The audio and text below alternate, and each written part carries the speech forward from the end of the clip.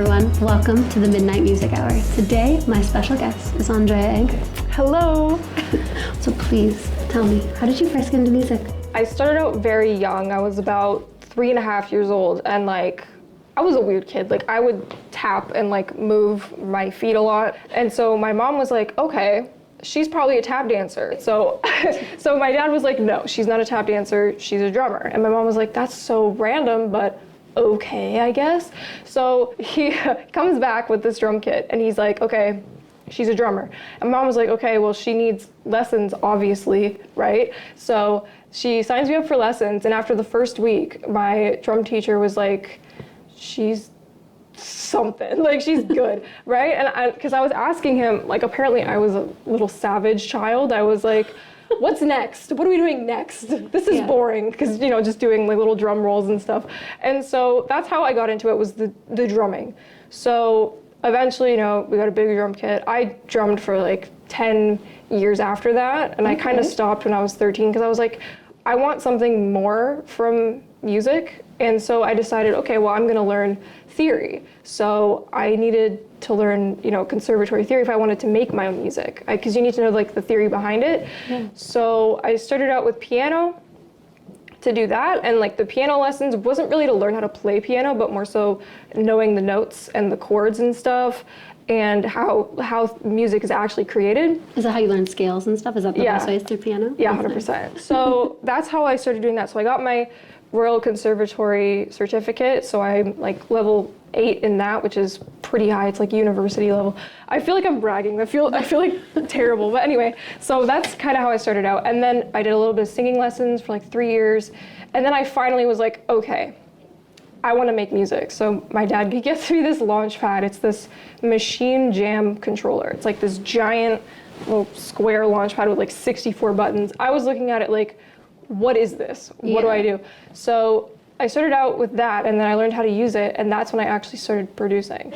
So where did you go to get trained? Shout out Long McQuaid. I was with the same teacher for years. He knew me since I was 3 up until I was 16, and then that's when I kind of stopped. I'm 19 now, and I actually saw him. It was kind of full circle. It was very emotional, but I saw him to get a mastering lesson, which was kind of cool.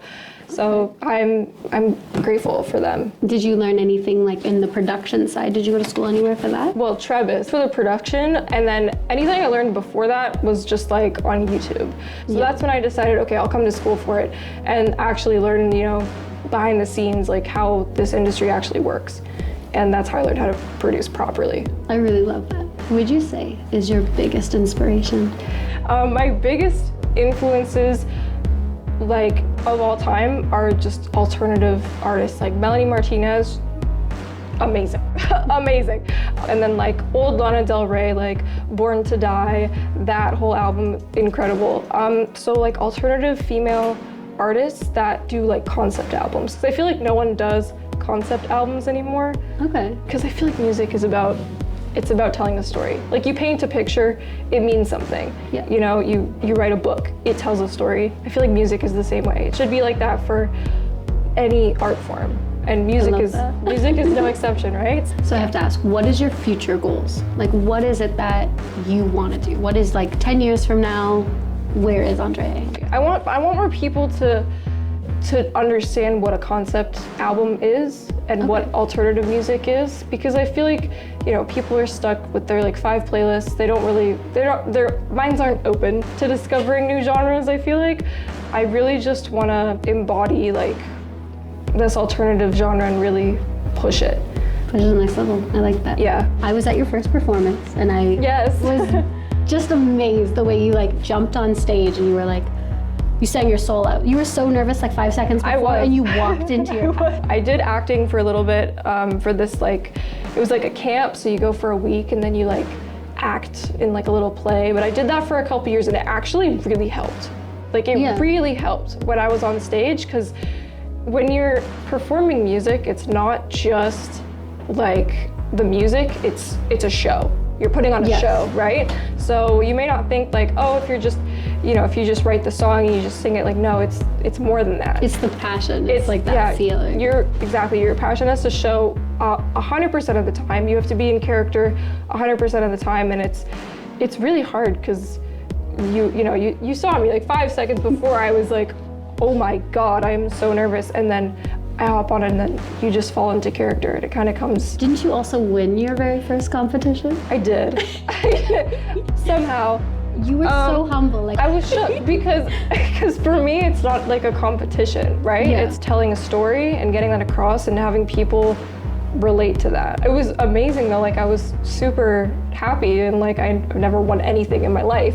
My question to you is, if somebody was starting out in the same field, what would your advice be to them?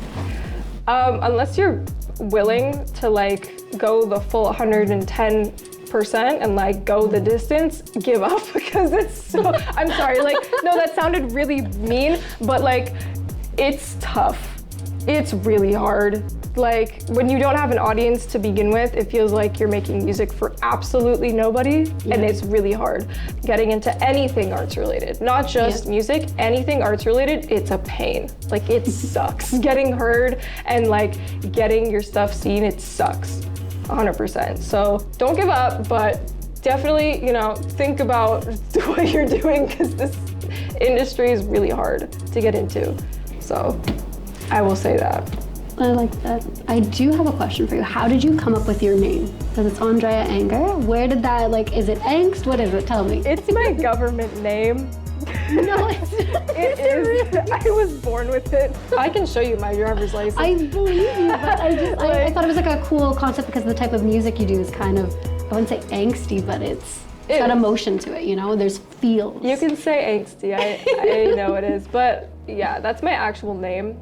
And I couldn't come up with anything else, so I was like, okay. It works though, like you're just born into the name. Yeah. See, the interesting thing is Elton John always said, like, you had to kill the person you were to 100%. become the person you are. Exactly. But you don't have, you're already, that you never stop being that person, right? What do you think of that? It's funny because I felt like that sometimes. Okay. And in ways I have done that. I've definitely changed and evolved over time, and like if you met me 4 years ago, I wouldn't be this. 100%. Definitely killed who I was before. Still am, because like you really don't stop ever learning or ever growing. Yeah. And I feel like in 5 years from now I'm gonna say I killed this person. So probably. But yeah, no, he's absolutely right for that. I get why he said it, but no, I just used my real name because it sounded cool. It does. So in the future, is there one artist you're just like, I must work with them? Oh my God, there's a couple. I love Whipped Cream. She is iconic. She does this dark, she's very genre bending. She does this dark sort of EDM, but also not really. Like she really bends genres. I would love to work with her. And she's Canadian too. She she sometimes likes my comments on Instagram. I'm so humbled. That's amazing. Yeah, so I would love to work with her. And then just like any of the artists I named earlier. So I guess my final question is, what's next? A new album, a new song? Tell me about it. Well, I might go back to my rock roots. Okay, I like that. I think that might be the next project for me. Some genre bending, alternative metal, maybe. Okay, do you want to tell me a little bit about the journey? Because you said it's a storytelling, right? Right. What is this album story?